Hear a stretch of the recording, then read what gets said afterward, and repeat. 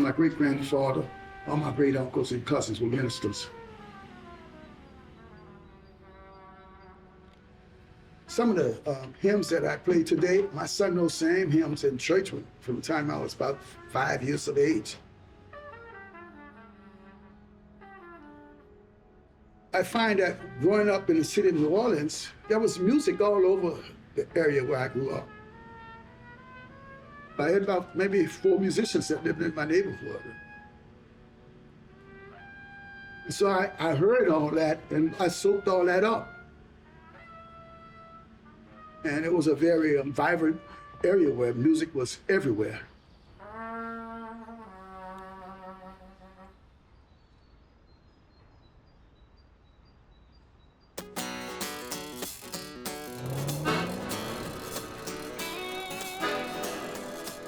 My name is Sean Ardoin, 4-time Grammy-nominated Creole rock and soul artist from Lake Charles, Louisiana, and a lifetime student of Creole heritage. I'm on a journey to explore the ways our music and traditions have influenced global culture. Come along for the ride on Amplify, Louisiana.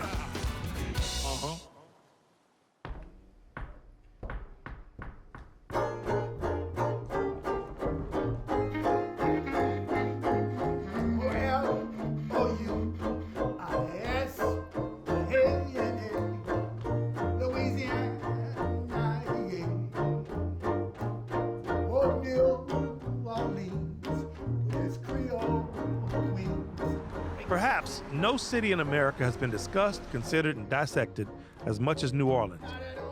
But our first stop is outside the city, on the north shore of Lake Pontchartrain in Mandeville.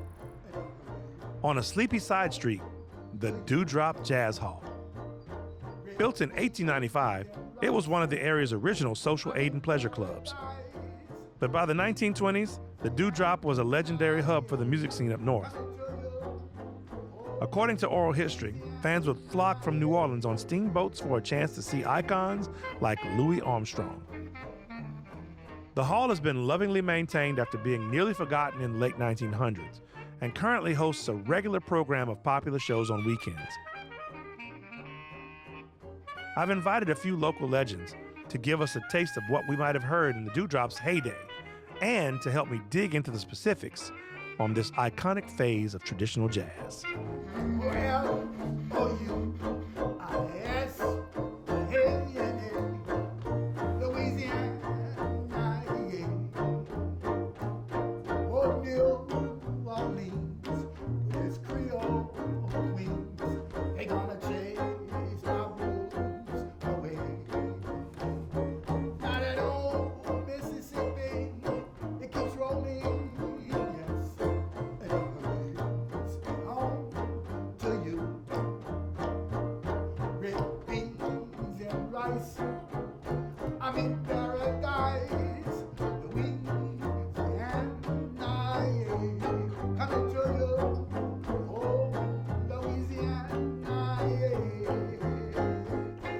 Describe what y'all play. Traditional jazz. And so, is there a difference between traditional jazz and Dixieland jazz? Yes, I think so. I think after the big band era, whenever guys couldn't pay a full big band, they had the Dixieland bands, which sped the tempos up to make up for a big band. You play real fast and frantic. Traditional jazz is more from the church, from the street, from the people. When black people started picking up instruments, and there was a Professor Humphrey who used to go out to the plantations and teach the blacks how to play music. And some of the slaves, they would see all these parades marching through the city. A lot of them was playing by ear that wasn't taught, and so they emulated on it. That's where the term ragging came about. When they asked the musicians that were around back then, what was the music called? It wasn't called jazz. No, they said Dixieland rag music. Mm-hmm. And so the concept of ragging a song was different than what written on the page. And they didn't want to read it. And they didn't want to read it. Yeah, they didn't want to read it. They wanted to swing it.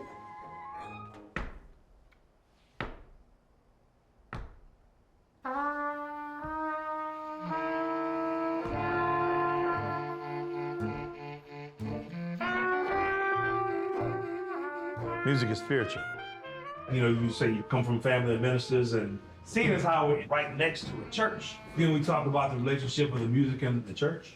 You know, right after slavery, black people were limited to where they could go because there was a lot going on with the Ku Klux Klans, and so they had to stay in close confines to the church and something hall like this to have their social gatherings. Social Aid and Pleasure Club, a lot of them was established because they were created to assist their members in hard times. They paid monthly dues, and that generated a fund to whereby if they had any kind of expenses, it would supplement and help them out. So these members, they had the option of having a brass band perform for their funerals. The protocol for a jazz funeral comes in 3 phases. The first phase is whereby the band will march to the church. Services start, the preacher does his thing, he does the eulogy. The second phase is where the band will be at the door of the church to march to the cemetery. And when we do that phase, we're playing nothing but dirges. And the third phase is when we come out of the cemetery and we liven up the music. Because now that person, we have celebrated his life and he's gone on to heaven. And we play it when the saints go marching in.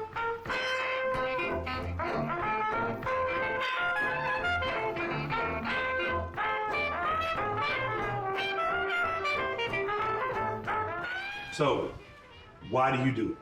The love of music. I've been doing it since 1948. I love connecting with the audience. I love to uplift people. I love these guys, and I love being a part of that culture and that tradition.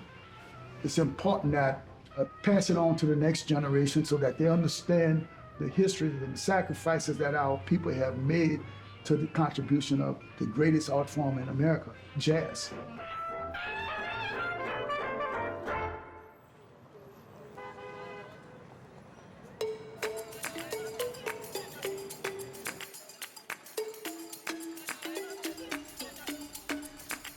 In my opinion, the first stop any music fan should make in New Orleans is to pay homage to where it all began. This is Congo Square, quite possibly the most important plot of land in modern music history. In the slave trade, Congo Square was one of the areas where the Africans could come and they could sell their goods and they can play their indigenous music and sing their indigenous songs. My specialty is traditional African dance. We have a class every Friday, and you want to take an African dance class? You're welcome. So, how did this passion for dance come about? I grew up in the civil rights home. My dad, along with Dr. King, put together the SCLC here, right? I happen to be the youngest female member of the Black Panther Party here. I was 14 years old. So within joining the Black Panther Party, I wanted to reconnect with my roots. And so I started doing African dance. When I talk about traditional African dance, I'm talking about staying in the realm of a tradition. For instance, if I'm doing a piece on the Jola people, from Senegal, West Africa, then I have to stay in the realm of the Jola people. So therefore, I have to learn the songs, I have to learn the costume, and so those particular stories I enjoy telling because I call those the untold stories of my people. So each country has their own style, and each style and dress has its own accompanying music. Yes. Popular music, the music of today, is all based on African rhythms and African music. Because if you look at the European influence, when they came, it was either folk music or symphonies and operas. And anything past the symphonies and operas, I feel like we're responsible for. Okay. Give me an example of the bamboo. Right. Clap. Can you clap it out? Right. Da da da da da da da. Yeah. Da da da da da da da.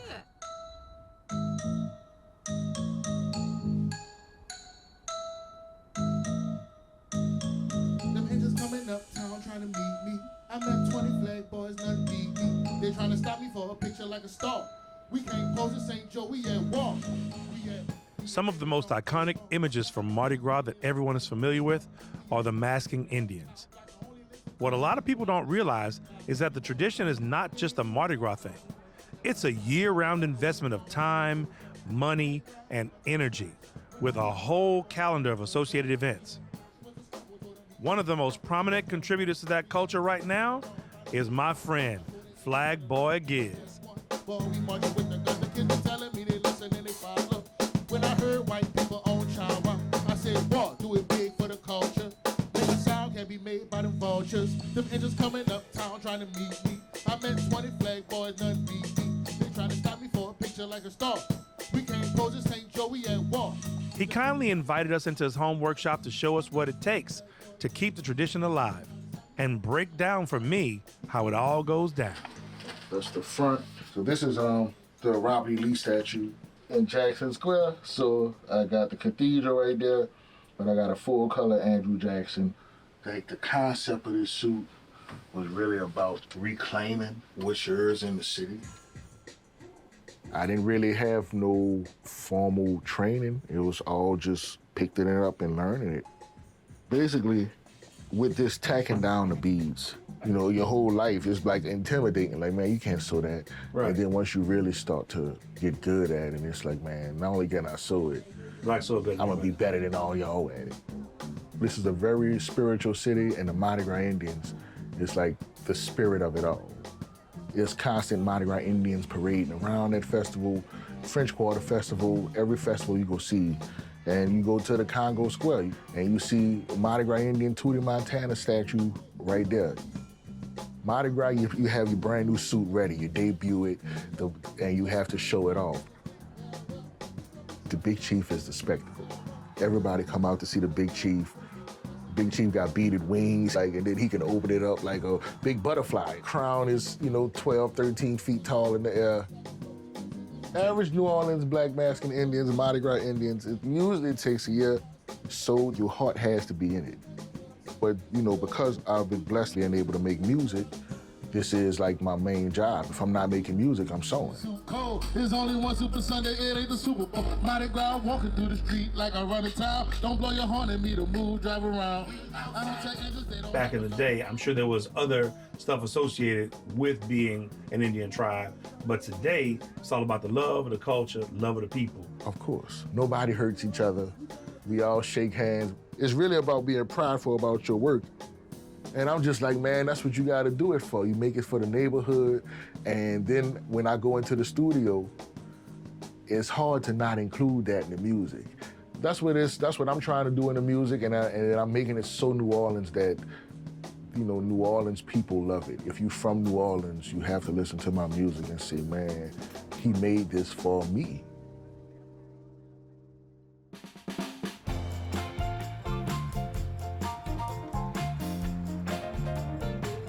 I wanted to pop in on my good friend Vance Vaucresson. He's something of a Creole historian and the steward of a multi-generational business that broke color barriers and fostered one of the most iconic of New Orleans traditions, Jazz Fest. He also is an example of the resiliency of the locals. After Hurricane Katrina ended over 100 years of uninterrupted business, he and his family have been hard at work to reestablish and continue the tradition.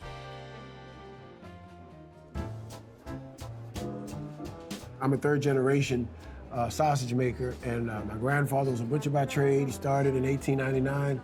He had a stall in one of the many public markets in New Orleans at the St. Bernard Market.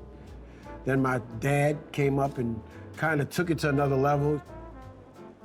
My dad, in the 60s, he was the first black man to have a restaurant on Bourbon Street post-Reconstruction.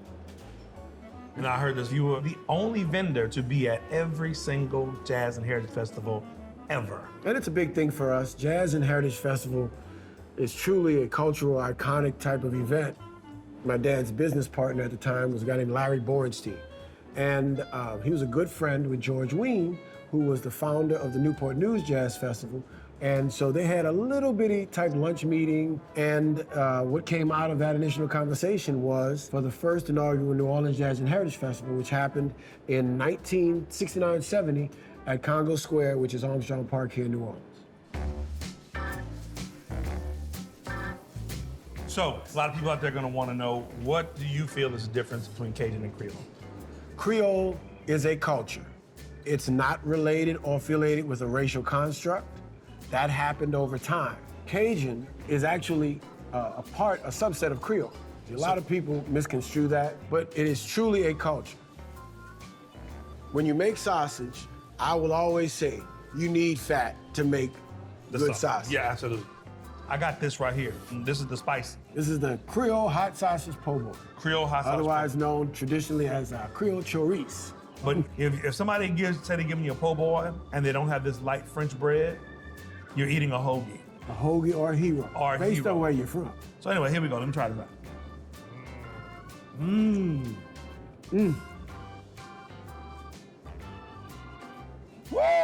My boy, you supposed to show me how to make this, right? Oh yeah, you want to learn how to make some sausage? Yeah, I want to learn. I want to see how the sausage is made. This is called a stuffer. Okay. So it'll push the meat through into what they call a casing. Now you put your hand on the foot pedal and let's see if you know how to stuff some sausage. All right. Okay. There you go. Oh, you're a natural. Look at you. Take that. It's like music. Excuse music. So you sing too, huh, man? I do. I've been singing all my life. I come from a musical family as well as a sausage making family. Right. That's awesome. Here we have from the singing sausage man himself, Vance Vaucresson. We got that good sausage. Go get your buns. We'll have some good old sausage from Vaucresson to you.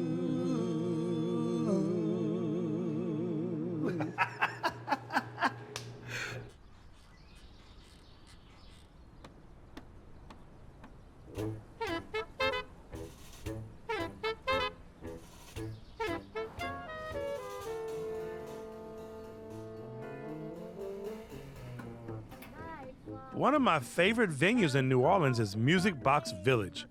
Part open-air music club, part interactive art exhibit. A blend that perfectly captures the spirit of taking something and making it your own. See that mud crack in his sleeping shack. The old man river is right. I've been seeing this thing on Instagram and everywhere, and all my friends have played here, and I'm just like, man, what is that? That looks extremely cool. Music Box Village is the nonprofit organization that collaborates to connect communities here in New Orleans, and we use like whimsical artwork to do that. The artists that founded it, Delaney Martin, Taylor Shepard, Jay Pennington, and Swoon, started thinking New Orleans is such a musical town. What if your house was a musical instrument? What they ended up with are these smaller installations that all make sound in different ways. I'll walk through golden fields tonight. I'll walk through golden fields tonight. Cross that old Elysian way to the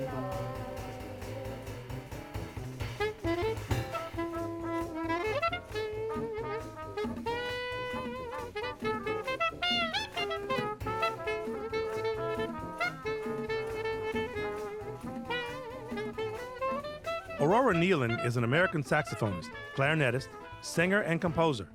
While not originally from here, she's been a New Orleans resident for nearly 20 years and has become a recognized and important part of the local music scene.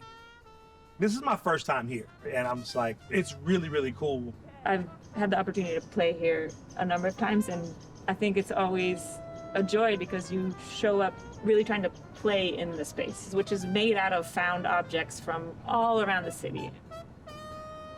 We're the Royal Roses of New Orleans that play music based in the New Orleans traditional repertoire, played in a non-traditional way.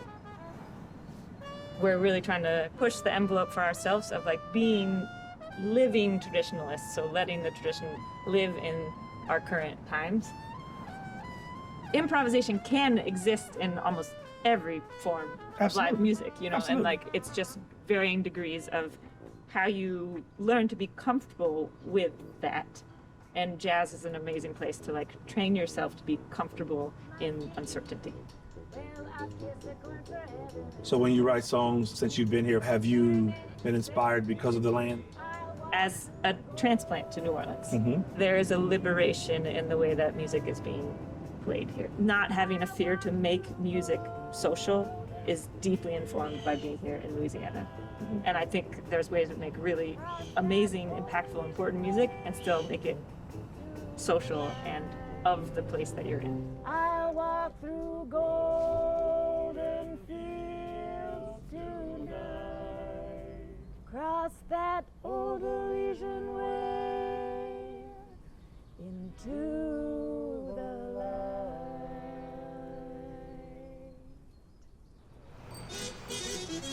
Shawty Cool is in the house tonight, yeah, yeah.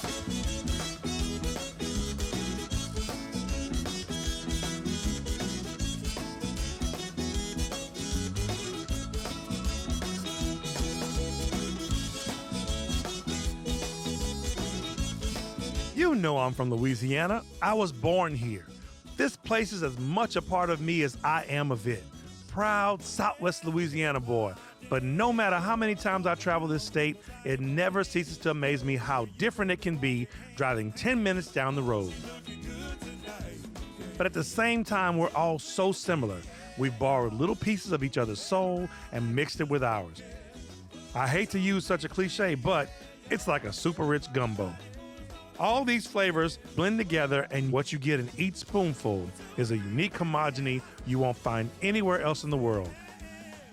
Creole, Cajun, blues, zydeco, country, hip-hop, electronic, R&B, the next thing I don't even know about yet. It's all a part of that stew. Take one ingredient out and it loses all its flavor. That's Louisiana to me, and that's what makes it so special. Au revoir plus tard, chef. Till we see again. Thank y'all so much, baby, baby.